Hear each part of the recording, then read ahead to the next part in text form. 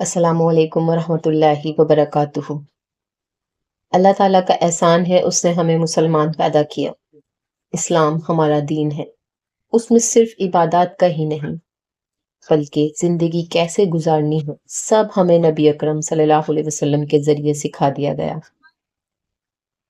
کیا کرو، کب کرو، کیسے کرو، سب نبی اکرم صلی اللہ علیہ وسلم کے اسوائے حسنہ میں ہمیں مل جاتا ہے۔ ایک مسلمان کو اس کے رب کو راضی کرنے کی جد و جہد ہوتی ہے، تو اللہ تعالیٰ نے ہمیں رول ماڈل کے طور پر ہمارے نبی اکرم صلی اللہ علیہ وسلم کی ہر بات ہمارے سامنے رکھ دی، اور یہ بھی بتا دیا کہ زندگی کیسے گزاری جائے اور زندگی میں کیا کیا عمل کس طرح کیا جائے جو عبادت بن جائے۔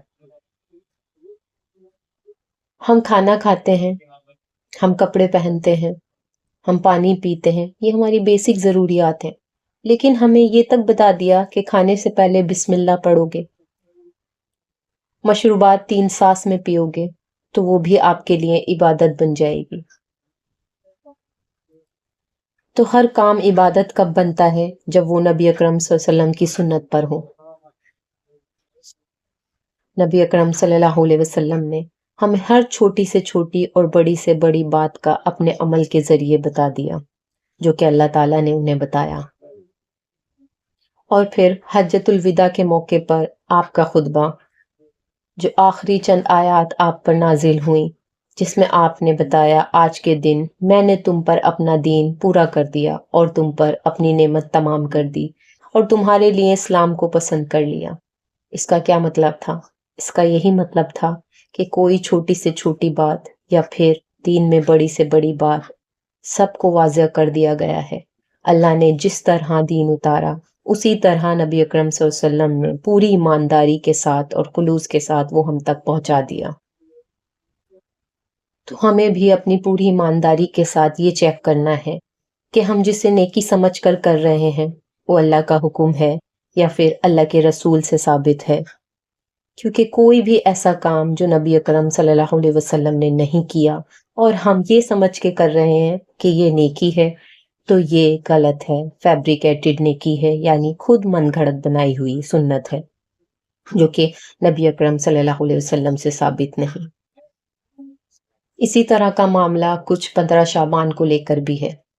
میں یہ نہیں کہتی کہ لوگوں نے جان بوجھ کر ایسا کیا، لیکن ہمارے پاس مکمل علم نہ ہونے کی وجہ سے ہمارے پاس کچھ ایسی چیزیں جمع ہو گئیں یا ہمارے اندر کچھ ایسی چیزیں پیدا ہو گئیں جس کا نیکی سے دور دور سے کوئی واسطہ نہیں، اور انجانے میں ہم نے ان چیزوں کا ارتکاب شروع کر دیا جو کہ بدعت ہے، اور بدعت ہمیں گمراہی کی طرف لے جانے والی ہے اور گمراہی ہمیں آگ کی طرف لے جانے والی ہے، جس سے ہمیں اور ہر ایک مسلمان کو بچنے کی ضرورت ہے۔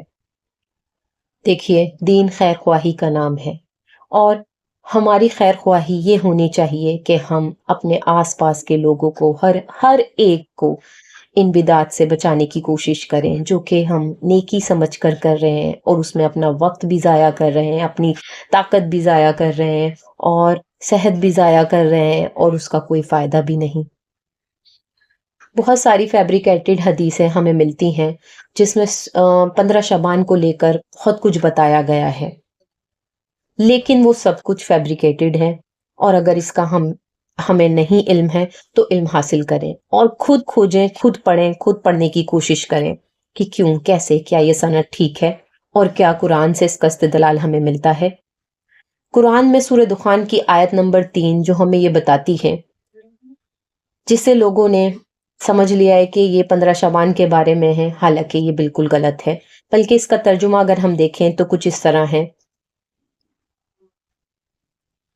کہ بے شک ہم نے قرآن کو لیلۃ المبارک میں نازل کیا، کہ بے شک ہم نے قرآن کو لیلۃ المبارک میں نازل کیا، اور بے شک ہم ہی ڈرانے والے ہیں، اس میں ہر اہم کام کا فیصلہ کر دیا جاتا ہے حکمت کے ساتھ، اور وہ کام ہماری طرف سے ہوتا ہے اور ہم ہی اس کو بھیجنے والے ہیں۔ اور پھر آگے فرمایا، رحمت ہے آپ کے رب کی طرف سے اور وہی سننے والا اور جاننے والا ہے۔ اب آپ یہ دیکھیے، کہیں بھی اس کے ترجمے میں جہاں سے آپ کو کوئی بھی ہنٹ ملتا ہے کہ لیلۃ المبارک کو کیا 15 شعبان سے جوڑا جا سکتا ہے، حالانکہ اس میں یہ بیان کیا گیا ہے، اللہ تعالیٰ فرما رہے ہیں کہ ہم نے قرآن کو لیلۃ المبارک میں نازل کیا، اور کئی آیتوں سے قرآن کی ہمیں یہ مل جاتا ہے کہ اِنَّا أَنزَلْنَاهُ فِي لَيْلَةِ الْقَدْرِ، کہ ہم نے قرآن کو لیلۃ القدر میں، یعنی کہ رمضان کی طاق رات میں، یعنی رمضان کی راتوں میں نازل کیا۔ اور کافی حدیثیں، صحیح حدیث صحیح سند کے ساتھ ہمیں یہ ملتی ہیں، جس میں نبی اکرم صلی اللہ علیہ وسلم نے ہمیں خود بتایا کہ لیلۃ القدر میں قرآن نازل ہوا، اور لیلۃ القدر ہی وہ رات ہے جس میں اللہ تعالیٰ سے بخشش کی خوب زیادہ دعائیں کرنی چاہیے، اللہ تعالیٰ کو راضی کرنے کے لیے عبادات کرنی چاہیے، بلکہ خود رسول اللہ صلی اللہ علیہ وسلم صرف ایون ہی نہیں بلکہ اور راتوں میں بھی، یعنی کہ پورا کا پورا 10 راتوں کا عشرہ، جو 10 دن کا عشرہ کہلاتا ہے، اس پورے عشرے میں آپ اعتکاف کرتے تھے، اور آپ کوئی بھی رات نہیں چھوڑتے تھے، آپ ہر رات عبادت کرتے تھے اللہ تعالیٰ کی۔ اور یہی حدیث سے ہمیں پتہ چلتا ہے، بلکہ یہ بھی پتہ چلتا ہے کہ اللہ تعالیٰ تو ہر رات فرسٹ آسمان پر ہوتے ہیں، یعنی پہلے آسمان پر آتے ہیں، اور یہ ندا لگاتے ہیں کہ ہے کوئی مجھ سے مانگنے والا، ہے کوئی مجھ سے سوال کرنے والا، ہے کوئی جو مجھ سے مانگے اور میں اس کو عطا کر دوں۔ تو یہ صرف 15 شعبان کے بارے میں نہیں ہے، بلکہ قرآن کا نازل ہونا لیلۃ القدر میں ثابت ہے، قرآن سے بھی اور صحیح حدیث سے بھی۔ پھر اس رات کو مردوں سے جوڑ دیا جاتا ہے، لوگ قبرستان جاتے ہیں کثرت سے، اور یہ وہ حدیث کو پیش کرتے ہیں اس بات میں کہ جس میں یہ بتایا گیا کہ نبی اکرم صلی اللہ علیہ وسلم جنت البقیع، جو کہ مدینہ میں ہے، جسے کہتے ہیں، بلکہ اس کا نام ہے بقیع غرقد، جسے بقیع قبرستان کہا جاتا ہے، تو وہاں گئے اور وہاں کے مردوں کے لیے ہاتھ اٹھا کے دعا کی، بالکل کی۔ یہ صحیح حدیث ہے، لیکن اس میں کہیں بھی یہ نہیں ملتا کہ وہ 15 شعبان کی رات تھی، اور اگر تھی بھی تب بھی رسول اللہ صلی اللہ علیہ وسلم نے اس رات کا ذکر کہیں نہیں کیا کہ آپ 15 شعبان کو جائیں، خصوصاً 15 شعبان کو جائیں، بلکہ آپ نے بہت ساری حدیث میں فرمایا کہ قبرستان جایا کرو تاکہ تمہیں دنیا سے رغبت ختم ہو، اور تمہیں پتہ چلے کہ قبرستان ہماری پہلی منزل یہی ہے، تاکہ ہم دنیا سے دور ہوں اور آخرت کے قریب ہوں۔ کیونکہ اگر ایسا کچھ ہوتا تو نبی اکرم صلی اللہ علیہ وسلم ہمیں ضرور بتاتے ہیں۔ پھر اس میں یہ بھی بات غور و فکر کرنے کی ہے کہ یہ جو قبرستان جانا ہے وہ کس کے لیے جانا ہے؟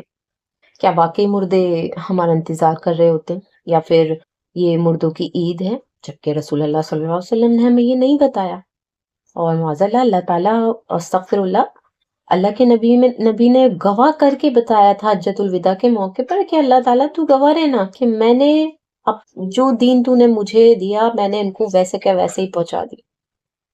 تو ہم یہ کہنے کی کوشش کر رہے ہیں کہ رسول اللہ بھول گئے، جبکہ رسول اللہ نے اپنی زندگی کی چھوٹی سے چھوٹی بات اور بڑی سے بڑی بات کو ہم تک پہنچانے کی پوری کوشش کی، بلکہ پہنچایا۔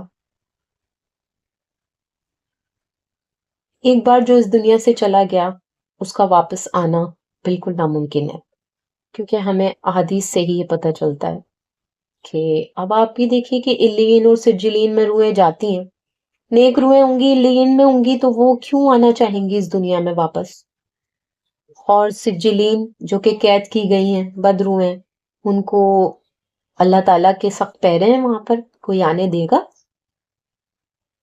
تو یہ سب کچھ فیبریکیٹڈ ہے، جو ہمیں بتایا جاتا ہے کہ روحیں آتی ہیں اور اس لیے کھانے پکائے جائیں اور یہ سب کیا جائے۔ دیکھیے دین میں اس سب کا کوئی کانسیپٹ نہیں ہے۔ ہمارا دین آسان ہے اور ہم نے اس کو بہت کچھ کر کے بگاڑ دیا ہے، تو پلیز اپنے آپ کو اور خود کو بچائیں۔ ہمارے دین میجورٹی کو نہیں مانتا، تو ہم جو یہ کہتے ہیں کہ سب لوگ کر رہے ہیں تو سبھی غلط تو نہیں ہوں گے۔ دیکھیے رسول اللہ صلی اللہ علیہ وسلم پہلے ہی شخص تھے اس روئے زمین پر جب ان پر وحی نازل ہوئی اور انہوں نے دین کی دعوت دینی سٹارٹ کی، اور ہم یہ مانتے ہیں کہ اگر ہم اس دور میں ہوتے تو ہم نبی اکرم صلی اللہ علیہ وسلم کے ساتھ ہوتے، ہم یہ دعویٰ کرتے ہیں۔ تو کیا واقعی ہم نے رسول اللہ صلی اللہ علیہ وسلم کی سنتوں کو زندہ کرنے کی کوشش کی، بلکہ اسی دین کو پھیلانے کی کوشش کی، یا اسی دین پر چلنے کی کوشش کی جو کہ رسول اللہ صلی اللہ علیہ وسلم نے ہمیں بتایا؟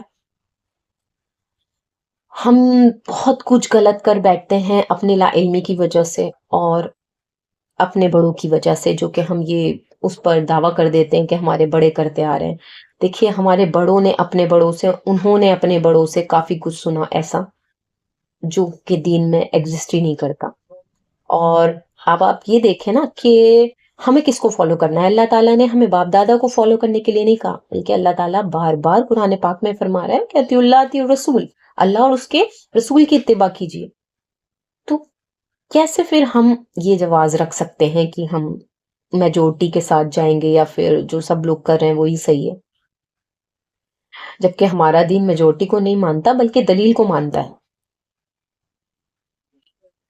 اس میں کتنا کچھ ہے جو ہم 15 شعبان کو مناتے ہوئے کتنی غلط باتیں کر دیتے ہیں، یا پھر اب وہ لا علمی کی وجہ سے ہو یا جان بوجھ کے، واللہ عالم، کہ ہم حلوے پکا رہے ہیں اور حلوے کا اہتمام کر رہے ہیں اور طرح طرح کے کھانے، وہ پوری رات دیگیں چڑھ رہی ہیں اور اس طریقے سے یہ سب ہو رہا ہے اور خوب چراغا ہو رہا ہے. قبرستانوں میں بھی خوب لائٹس وغیرہ جل رہی ہیں اور کھانے کے اہتمام ہو رہے ہیں. آپ دیکھیے کہ قبرستان ہمیں آخرت کی یاد دلانے کے لیے جانا ہے، نہ کہ ہم دنیا کی لذتیں لینے کے لیے وہاں جا رہے ہیں، یا پھر نام کرنے کے لیے کہ ہاں جی آج ہم آئے ہیں، حاضری لگانی ہے ہمیں اپنی. یہ دین نہیں ہے. اور پھر ہم یہ سوچتے ہیں کہ پوری پوری رات، ایک ہی رات میں ہم بس اللہ کو راضی کر لیں، جبکہ نبی اکرم صلی اللہ علیہ وسلم لیلۃ القدر کے لیے بھی پوری راتیں، یعنی کہ آخری عشرے کی تمام راتیں جاگتے تھے. اور رمضان میں ہی نہیں بلکہ آپ عام راتوں میں بھی اپنے رب کے حضور پیش ہوتے تھے اور آپ خوب عبادات کرتے تھے. لیکن ہاں، کثرت بہت زیادہ رمضان کے آخری عشرے میں ہو جاتی تھی کہ آپ دن میں بھی عبادت کر رہے ہیں اور رات میں بھی عبادت کر رہے ہیں، خوب خوب عبادتیں کر رہے ہیں. اور جبکہ ایک بار اما عائشہ نے فرمایا کہ آپ نماز پڑھ رہے ہیں اور خوب لمبا قیام کر رہے ہیں اور خوب گریہ وزاری کر رہے ہیں، تو آپ نے فرمایا یا رسول اللہ آپ تو نبی ہیں، تو آپ اتنا کیوں روتے ہیں؟ تو آپ کیا فرما رہے ہیں اما عائشہ سے کہ میں اس رب کا شکر گزار نہ بنوں جس نے مجھے نبی بنایا یا جس نے مجھے یہ رحمتیں دی. اور اما عائشہ کو بھی یہ فکر اس لیے ہوئی کہ آپ کے پیر سوج جاتے، آپ کی پنڈلیاں سوج جاتی تھی، آپ اتنے لمبے قیام کرتے تھے اللہ تعالیٰ کے حضور، آپ اتنی کثرت سے عبادات کرتے تھے. تو آپ، ہم یہ سب تو پڑھتے نہیں یا پھر جاننے کی کوشش نہیں کرتے تھے ہم کہ کیسی عبادت کریں ہم جو اللہ کو ہم راضی کر لیں، بلکہ ہم اور نئی چیزیں اس میں ایجاد کر لیتے ہیں. اور کیونکہ ہم لوگ کیا سمجھتے ہیں کھانا پینا ہی سب کچھ ہے، تو ہر چیز میں ہمارا کھانا پینا شروع ہو جاتا ہے، ایون کہ عبادات میں بھی. تو یہ دین نہیں ہے. تو یہ سب کچھ پلیز غور و فکر کریں اس پہ کہ یہ مردوں کی عید اور یہ پوری پوری رات جاگنا، کیونکہ ایک حدیث ہے، صحیح حدیث، کہ آپ صلی اللہ علیہ وسلم کے پاس ایک اماں آئی اور رسول اللہ صلی اللہ علیہ وسلم نے ان سے فرمایا کہ آج میں نے آپ کے بیٹے کو فجر کی نماز میں نہیں دیکھا.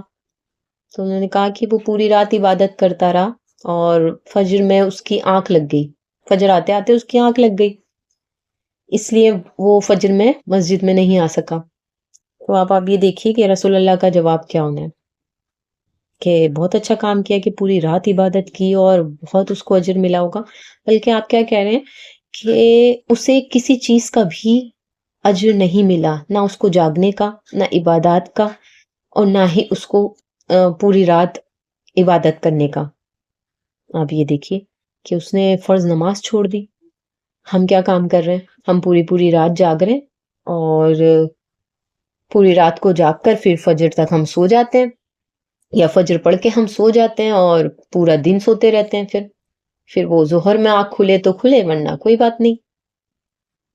تو اللہ تعالی ہمیں معاف کرے. ہمیں وہ عبادات کرنی ہے جو ہمارے رسول اکرم صلی اللہ علیہ وسلم سے ثابت ہے، جس کو کرنے سے ہمارا رب ہم سے راضی ہوگا. کیونکہ پھر فائدہ کچھ نہیں ہے نا. ہمیں عبادت اور ہمیں محنت کس کے لیے کرنی ہے؟ اللہ کو راضی کرنے کے لیے، نہ کہ دنیا والوں کو دکھانے کے لیے یا پھر اپنا دبدبہ بنانے کے لیے. تو اگر اس عبادت سے رب راضی نہیں تو پھر فائدہ ہی کیا ہے؟ تو فائدے والا کام کریں جس سے اس دنیا میں اور آخرت میں دونوں میں ہمیں فائدہ ہو، ہمارا رب ہم سے راضی ہو، ہمارے رسول ہم سے خوش ہوں. نہ کہ یہ کہ ہم بدعتی بنیں اور رسول اللہ صلی اللہ علیہ وسلم ہم سے اپنا چہرہ مبارک موڑ لیں. اللہ نہ کرے. اللہ تعالیٰ مجھے اور آپ کو سنتوں کو زندہ کرنا اور سنتوں پر چلنے کی توفیق عطا فرمائے.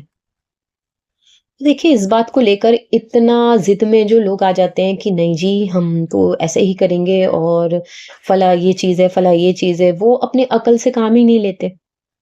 اس میں کوئی برائی نہیں ہے. دیکھیے لوگ یہ کہتے ہیں کہ ایک دن تو عبادت کر رہے ہیں تو وہ بھی عبادت بھی ختم ہو جائے گی. ختم ہی نہیں کرنی، بلکہ سٹارٹ کرنی ہے. ہمیں ہر روز سنتوں کو سٹارٹ کرنا ہے، ہمیں ہر روز بدعتوں کو ختم کرنا ہے، ہمیں ہر روز اللہ کے نبی سے محبت کرنی ہے، ہمیں ہر روز اللہ کو راضی کرنا ہے. تو صرف ایک دن کا معاملہ یا ایک رات میں معاملہ یہ تو نہیں ہو سکتا نا. تو ایک رات میں ہی کیوں، ہمیں تو نبی اکرم صلی اللہ علیہ وسلم کی سنتوں کو ہر روز زندہ کرنا ہے، ہر رات زندہ کرنا ہے. اور میجورٹی پہ مت جائیں. 313 تھے جو پہلی جنگ لڑی تھی، جنہوں نے جنگ بدر، اور سامنے لشکر بہت بھاری تھا، 2000 3000 کچھ قریب. تو آپ یہ دیکھیے کہ وہ تو یہ نہیں سوچ رہے تھے کہ یہاں زیادہ ہے تو یہ لوگ صحیح ہیں اور ہم غلط ہیں. اللہ تعالیٰ کا دین جو پھیلاتے ہیں، آپ جب سے دنیا بنی تب سے تاریخ اٹھا کر اگر پڑھیں گے یا سنیں گے تو آپ کو پتہ چلے گا کہ رسول جتنے بھی آئے، نبی جتنے بھی آئے، وہ سب چند ہی لوگوں کو لے کر چلے، اور کچھ تو اکیلے ہی چلے. تو میجورٹی کے نام پر ہم بے وقوف نہ بنیں، بلکہ ہم اس بات کو اپنے دل سے اور اعتماد سے اور خلوص کے ساتھ اپنائیں کہ ہمیں صرف اللہ کو راضی کرنا ہے اور اللہ کے نبی کے بتائے ہوئے راستے پر چلنا ہے. اور دیکھیے اس میں کوئی برائی نہیں کہ ہم پچھلی زندگی میں کیا کرتے آئے ہیں، کتنی شب براتیں ہم نے منائی، یا پھر کتنا ہم نے یہ اس چیز کا اہتمام کیا. لیکن آج اگر ہمیں پتہ چل گئی کوئی بات کہ ہم غلط کرتے آئے تھے تو اسے چھوڑے نا. اس میں دیر کیوں ہو رہی ہے کہ اگر حق ہمارے پاس آ گیا تو ہم نے پھر کیا کیا؟ ہم اپنی ضد میں رہے، ہم اس جھوٹ میں رہے جو ہمیں بتایا گیا، یا پھر جو ہم سمجھتے رہے، یا پھر ہم نے حق آنے کے بعد پلٹ گئے. یہی تو صحابہ کرام تھے. صحابہ کرام اللہ کے رسول سے محبت کیوں تھی اتنی؟ کیونکہ جب اللہ کے نبی نے ان کو حق بتایا، ان کو ڈرایا، ان کو حق بات بتائی، ان کو سچی بات بتائی، تو انہوں نے فوراً ایمان لے آئے اور کہا ٹھیک ہے، لبیک یا رسول اللہ. اور ہم بھی یہ دعویٰ کرتے ہیں کہ اگر ہم رسول اللہ صلی اللہ علیہ وسلم کے دور میں ہوتے تو ہمارا بھی کچھ طرز عمل ایسا ہی ہوتا، ہم رسول اللہ کے ساتھ ہوتے، بلکہ اپنے سر کٹاتے، ہم اپنی جانیں قربان کرتے اللہ کے نبی کے ساتھ رہنے کے لیے، اللہ کے دین کو پھیلانے کے لیے. تو یہ وہی دور سمجھی. آج بھی بہت ساری برائیاں، بہت ساری بدعات ایسے ہی ہمارے آس پاس پھیلی ہوئی ہیں. تو یہ میرا اور آپ کا ہی کام ہے کہ اپنے نبی کی سنتوں کو ہم زندہ کریں اور حق بات پہنچائیں اور صحیح بات پہنچائیں جو قرآن اور سنت سے ثابت ہو. اور پہلے خود عمل کریں، خود چھوڑیں اس بات کو. اس میں اپنی انا نہ لائیں کہ نہیں میرے بڑے کرتے ہیں یا پھر ہم کرتے آ رہے ہیں، ہمارا خاندان کرتا آ رہا ہے. جو بھی ہے، اللہ اور اس کا رسول سب سے پہلے ہے. سب کچھ ختم. اپنے آپ کو زیرو کر لیجیے اور اپنی انا کو نہ لائیے. دیکھیے انا بھی خیر کس نے کہا تھا؟ شیطان نے. تو ہم شیطان کی پیروی تو نہیں کر رہے. استغفر اللہ، اللہ مجھے اور آپ کو معاف کرے. ہمیں صرف اور صرف اللہ کو راضی کرنا ہے اور رسول اللہ کی اتباع کرنی ہے اور اپنے اللہ اور اس کے رسول کو راضی کرنا ہے. تو عہد کرتے ہیں انشاءاللہ اللہ تعالی ہمیں حق بات بولنے اور حق بات پہ عمل کرنے کی توفیق عطا فرمائے، اور اللہ ہمیں سیدھا راستہ دے، وہ راستہ جو تیرے نبی نے ہمیں دکھایا، اور وہ راستہ جس پر چل کے ہمیں تو مل جائے گا. اللہ کو پسند ہے وہ بندے جو اپنے آپ کو عاجز رکھتے ہیں اللہ کے آگے اور اقرار کرتے ہیں کہ اللہ غلطی ہو گئی، گناہ ہو گیا. اب وہ لا علمی میں ہوا ہو یا جان بوجھ کر ہوا ہو، خواہشات کے عوض ہوا ہو، لیکن اللہ تو جانتا ہے، تیری ناراضگی بیئر نہیں کر سکتا. تو مانگیے نا اپنے اللہ سے معافی اور کیجئے کہ آئندہ نہیں ہوگا یہ. اللہ اور اس کے رسول کے خلاف ورزی میں نہیں کروں گا انشاءاللہ. اللہ کو راضی کرنا ہے نا، تو نبی کے طریقے پہ کیجئے، جو کہ طریقہ اللہ تعالیٰ نے ہمیں خود بتایا ہے قرآن کے ذریعے اور نبی کی سنتوں کے ذریعے. اللہ تعالیٰ مجھے اور آپ کو حق بات پہ جمے رہنے کی توفیق عطا فرمائے اور صحیح راستہ دکھائے. اور سنتوں کو زندہ کرنے والا بنائے، آمین ثم آمین۔ وآخر دعوانا ان الحمد للہ رب العالمین، اشہد ان لا الہ الا انت، استغفرک و نتوب الیک۔